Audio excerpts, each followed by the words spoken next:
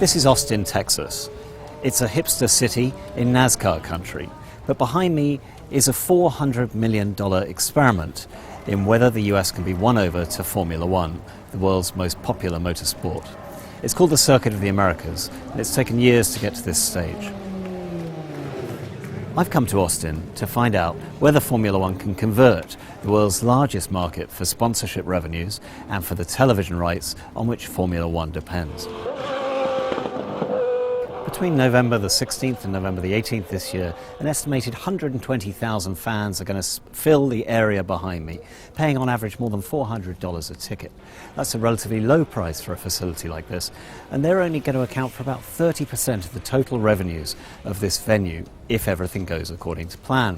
The organisers have been negotiating for other events, not just in the motorsport world, things like MotoGP, but also tennis, beach volleyball, and a host of other corporate and sporting events. Well, now it's time to see some Pirelli tires in action as we baptize this fabulous new circuit in style. I'll direct your attention. Mario Andretti, the 1978 world champion, drove the inaugural lap today in a 1979 Lotus Cosworth. But the story of the Circuit of the Americas is as much about money and politics as it is about motorsport. Texas wasn't willing to risk taxpayer dollars, but they're willing to reward performance. And knowing that they're a partner in that makes it possible to bring an event like this to Austin. But F1 has every right, just like the Olympics or the World Cup, to say we bring a lot to your area, we demand a lot in return.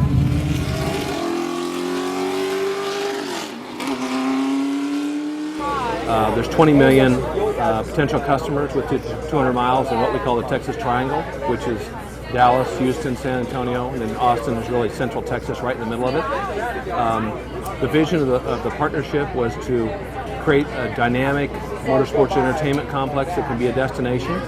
So Formula One, while it's a signature race, is just one part of the overall picture and the business plan. Not only will Austin extend a personal welcome to hundreds of thousands of visitors.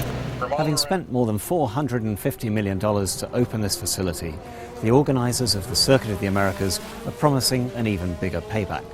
They're saying that as much as 70% of the audience for the first event could come from out of state, and if that carries on, the annual payback for the state of Texas could be as high as $500 to $750 million a year.